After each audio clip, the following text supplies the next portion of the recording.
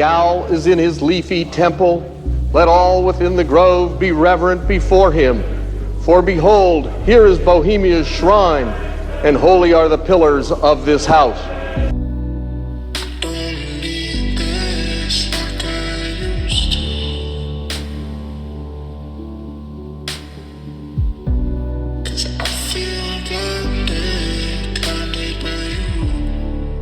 Owls are in fact everywhere for Bohemians because, lo and behold, owls are the totem animal of the Bohemian Club.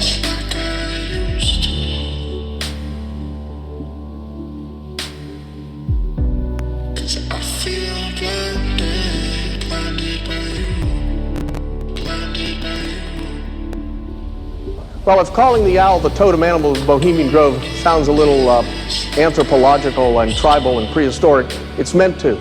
Because in fact, these men's clubs in America have much the same function as do male secret societies in pre-literate societies. And one of those functions is excluding women, making sure that women are kept out of power.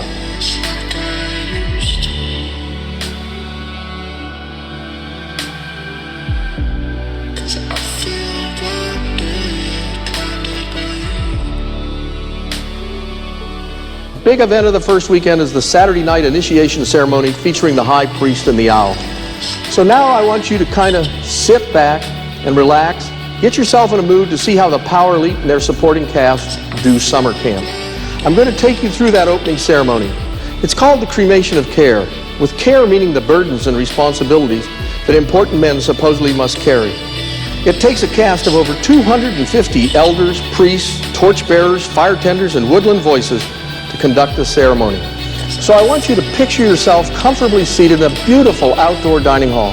It's early evening, you've finished a sumptuous dinner, and you are sitting quietly with your drink. Out of the shadows on the nearby hillside, you see a line of men dressed in orange-red robes, wearing tall pointed hats. Funeral music begins to play. You notice a few of the men are carrying an open coffin, and it contains a body. It's really an effigy, of course. It is Mr. Dullcare himself, who stands, as I said, for worries and concerns. And he's about to be sacrificed on a big bonfire. Well, as the funeral procession moves past the dining area, the rest of the men follow it down to the owl shrine by the lake and seat themselves to watch the cremation. First, a tree spirit comes out of a big redwood and sings about the beauty of the setting. And then the priest and his helpers come forward, and the priest speaks his flowery words for a few minutes. And then the body of Dullcare is put on the bonfire. The high priest criticizes Dullcare, calls him the archenemy of beauty. And he shouts, "Bring fire." But suddenly there's a great clap of thunder and a rush of wind. Peals of loud, ugly laughter come ringing down from a hill above the lake. A dead tree is illuminated in the middle of the hillside, and Care himself bellows forth with a thundering blast. He says, "Fools, fools, when will you learn that you cannot slay me?" And the high priest is very taken aback by this impressive outburst. And then Dullcare tells the high priest in no uncertain terms that priestly fires are not going to do him in. "I spit upon your fire," he roars. And with that, there's a great explosion, and all the torches are immediately extinguished. And the only remaining light comes from the lamp of fellowship at the base of the owl. So the priest turns to the owl.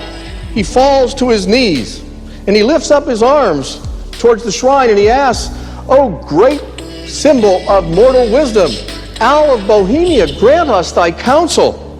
And the owl's head begins to glow, and the owl actually speaks, and he says that Dullcare is right. Fire can't kill Dullcare, at least not an ordinary fire. The only thing that can get rid of Dullcare is the fire from the lamp of fellowship, closeness. And of course the priest thinks, "Why didn't I think of that?" And he runs over to the lamp of fellowship, he relights the torch, and he torches the bonfire. And an orchestra starts to play very inspirational music. Dullcare starts to wail and scream because, of course, he's on his way out. And the chorus begins to sing, and there's fireworks that go off. And then out comes a big brass band, and they're playing "There'll Be a Hot Time in the Old Town Tonight." And the guys get up, and they begin to cheer and jump around. They whoop and they holler. They have been freed by their priest to enjoy their encampment. And that includes both the political parties, because it's the people in this network who are the fat cats who raise the big money for both political parties.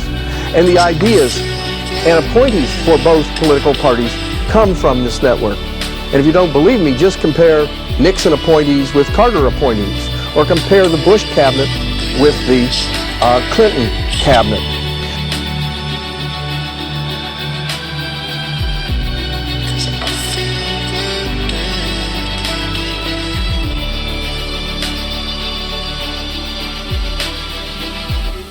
You take the blue pill, the story ends. You wake up in your bed and believe whatever you want to believe. You take the red pill, you stay in Wonderland, and I show you how deep the rabbit hole goes. Unfortunately, some members of the media use their platforms to push their own personal bias and agenda to control exactly what people think. And this is extremely dangerous to our democracy. Brought to you by Pfizer. ABC News Nightline. Brought to you by Pfizer. Making a difference. Brought to you by Pfizer. CNN Tonight. Brought to you by Pfizer. Early Start. Brought to you by Pfizer. Friday night on Aaron Burnett Out Front. Brought to you by Pfizer. This Week with George Stephanopoulos is brought to you by Pfizer. In the early days of the Cold War, the CIA ordered the creation of a secret program intended to find ways of mind control. They funded an army of psychiatric institutions across the United States and Canada to perform experiments on unsuspecting patients using psychedelic drugs, sensory deprivation, electroshock treatment, and more. The program was known by its codename, MK Ultra. Have you ever seen the Bohemian Grove footage where Alex Jones filmed all these elites dressing up like druids and worshiping the owl god Moloch? That's real, dude. That is absolutely 100% real. No, it's not. So what, Brian? It's people dressing up like wizards, saying some secret ritual. They control shit. It's burning an effigy in front of an owl god. Same with Burning Man. Bro, this is so different than Burning Man. It's the government. It's people at the highest levels of banks. It's all these different famous people. There's a bunch of crazy, really rich, influential people that went to that Bohemian Grove and dressed up like druids and they chanted things.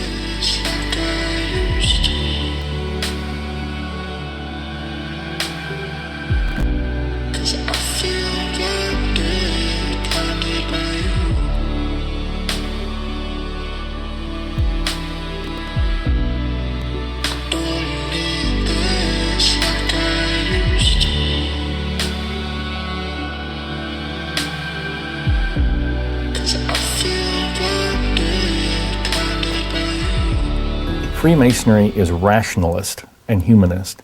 It is not superstitious, and it is not involved in the occult. The fundamental message of Masonry is man's pursuit of communion with his Creator. It was very much this out-of-body experience. I learned secrecy of the inner self. It's a time outside of time. You're in another world. The principles of Freemasonry are eternal. It is not superstitious, and it is not involved in the occult. As with all secret societies, you have levels, and if you're on the lower levels, you don't even know they're upper levels. They don't even tell you. You bump into it by accident, or someone comes along. Now, in Scottish Rite, that's something different, because they know that there's a... But before then, and basically secret societies, let's go to ancient Egypt. To the ancient Egyptians, the priest would tell the serfs, the guys that tilled the land, they would say, the sun is God, okay? And so they accepted that very low-level interpretation, all physical. That's not what the priest believed. What the priest believed, there was a second level. The priest believed that, nope, the physical sun is not the supreme being.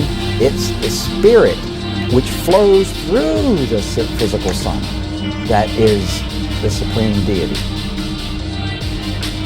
However, there was another level, and the priests didn't even know it. It's those that were involved and elevated to if I would have told you this 15 years ago, I might have gotten shot. But this is now, I'm so glad now that this is easy to talk about. The third level, which was a higher level of understanding, said, nope, that's not the sun. The sun is not the supreme deity. Nope, yes, spiritual energies come through the sun. That's not what we're talking about. What we're talking about is the star Sirius. The dog star, because the dog star was everything to the ancient Egyptians.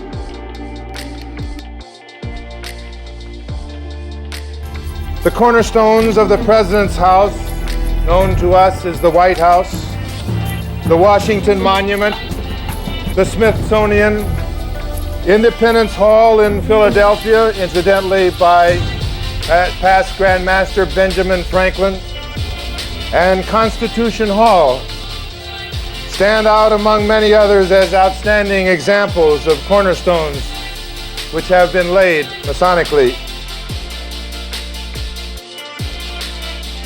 With symbols, there are always multiple levels, up to 7 different levels of interpretation with every particular symbol.